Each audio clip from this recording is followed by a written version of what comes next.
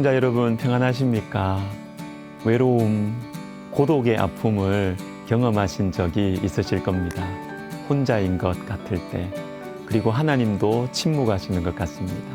그러나 이 시간을 통해서 우리의 신앙은 깊어지는 것이죠. 그리고 사람들을 향한 마음이 넓어집니다.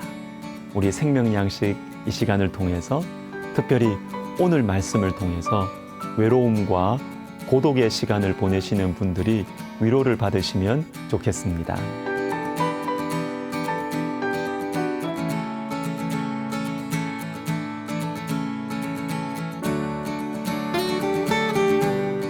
욥기 30장 29절을 읽어드리겠습니다. 나는 이리의 형제요 타조의 버시로구나. 욥이 자신의 처지를 말하는데 왜 이리와 타조가 나올까요? 우리 생각에 이리는 무서운 동물, 타조는 빨라요.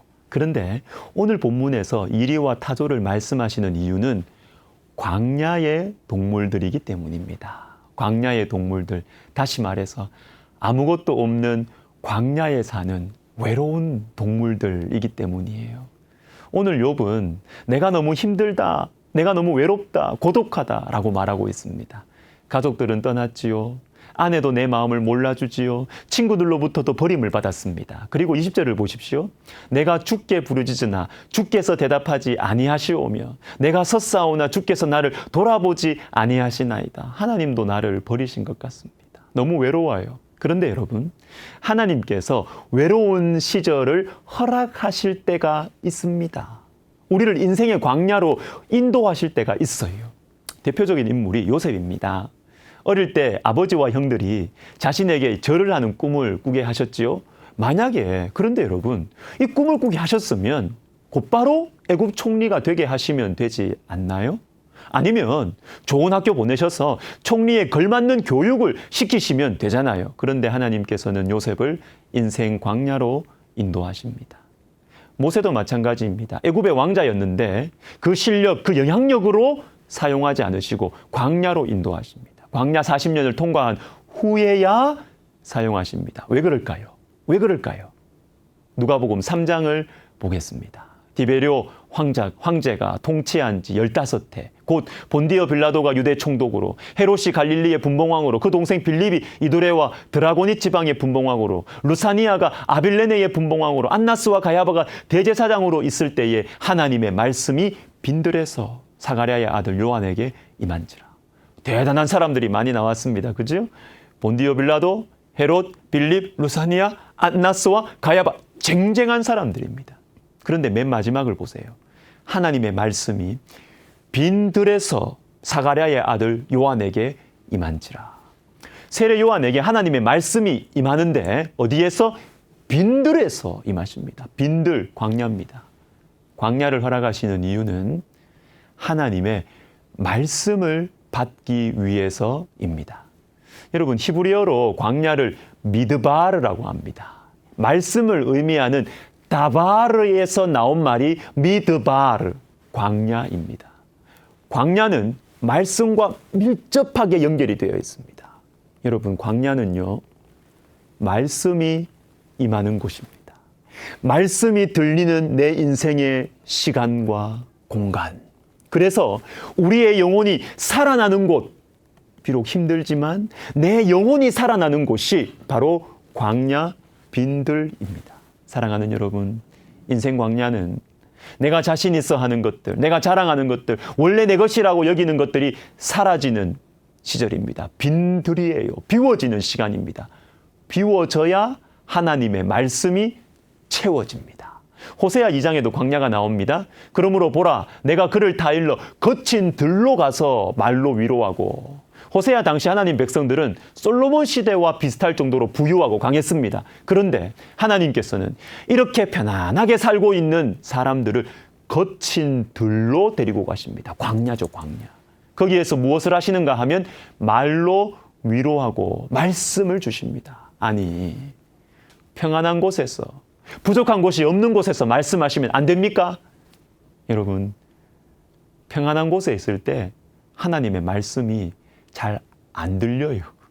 우리가 들으려고 하지 않아요. 부유하고 강하고 바쁜 곳에서는 하나님의 말씀을 우리가 듣지 않는다는 것입니다. 그리고 이어지는 15절을 읽어드리겠습니다.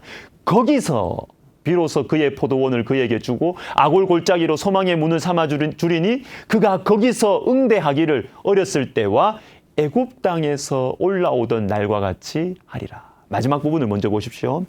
애굽 땅에서 올라오던 날과 같이 하리라. 출애굽 사건이죠. 출애굽.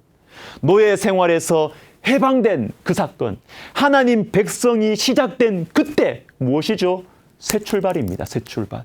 새로운 시작입니다. 그런데 이 새로운 출발, 새로운 시작이 어디에서 이것을 하시는가 하면 거기서, 거친 들에서, 인생 광야에서 우리 하나님은 새로운 출발을 우리에게 허락하신다라는 것입니다. 사랑하는 여러분, 인생 광야에 들어서면 망할 것 같아요.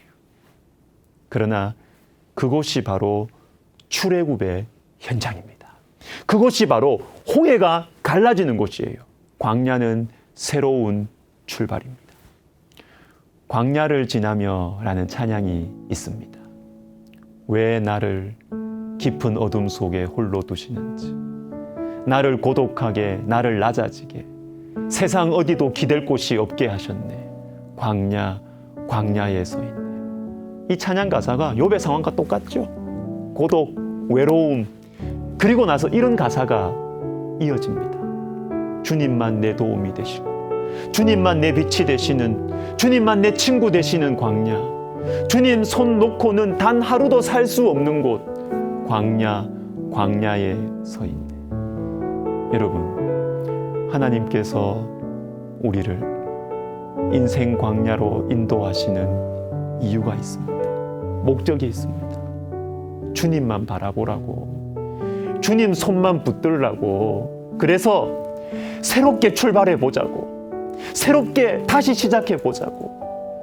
여러분 중에 인생 광야 가운데 계신 분들이 계십니까?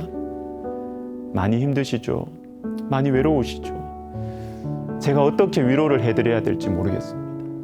그러나 하나님의 말씀, 누구보다 여러분을 사랑하시는 하나님의 말씀으로 위로를 드립니다. 광야는 축복입니다. 새로운 출발을 위한 하나님의 손길입니다. 조금만 더 버티시기를 주님의 이름으로 축복합니다. 기도하겠습니다.